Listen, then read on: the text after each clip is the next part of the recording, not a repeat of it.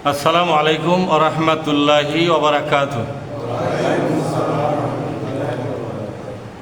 আউযু বিল্লাহি মিনাশ শাইতানির রাজীম। বিসমিল্লাহির রহমানির রহিম। ومن أظلم ممن افترى على الله الكذب وهو يدعى إلى الإسلام والله لا يهدي القوم الظالمين। আমরা আল্লাহর দরবারে সবাই শুকরিয়া আদায় করি, বলি আলহামদুলিল্লাহ। বিশ্ব নবীর প্রতি ছোট্ট একটা দরুদ শরীফ পড়ি, সাল্লাল্লাহু আলাইহি ওয়াসাল্লাম। সম্মানিত দ্বীনী বন্ধুগণ, আমি আপনাদের সামনে সূরা সফ 61তম সূরা এর 7 নম্বর একটা আয়াত আমি পড়ে শোনালাম। আসুন এখান থেকেই আজকের এই সিরাত মাহফিলের বিশ্ব নবীর জীবনী সম্পর্কে কিছু কথা আমরা জানবার চেষ্টা করব। আমার তৌফিকি ইল্লা বিল্লাহ। তবে অবশ্যই সেটা কোরআন থেকে। কার থেকে জোরে বলুন? কোরআন থেকে। আল্লাহ পাক বলছেন, ওমান আযলামু,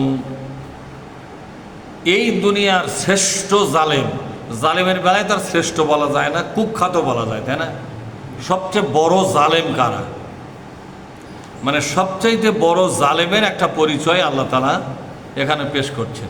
সম্মানিত ভাইয়েরা, এই দুনিয়ার যারা বড় জালেম তাদের পরিচয় আমরা জানি। ফেরাউন একটা বড় জালেম, নমরুদ একটা বড় জালেম, আবু জেহেল একটা বড় জালেম, তাই জানি না? এবং এই দুনিয়াতে যারা যারা প্রকাশ্যে নবী রাসূলদের বিরুদ্ধে এবং নবী রাসূলদের পরবর্তী সময় নবী রাসূলদের এই মিশনে যারা কাজ করেছে তাদের বিরুদ্ধে যারা সর্বাত্মক যুদ্ধ, বিগ্রহ, ষড়যন্ত্র, সন্ত্রাস করেছে, তারাও তো বড় জালেম। কি বলেন আপনারা? কিন্তু এখানে আল্লাহ তাআলা আরো একটা বড় জালেমের পরিচয় দিচ্ছে,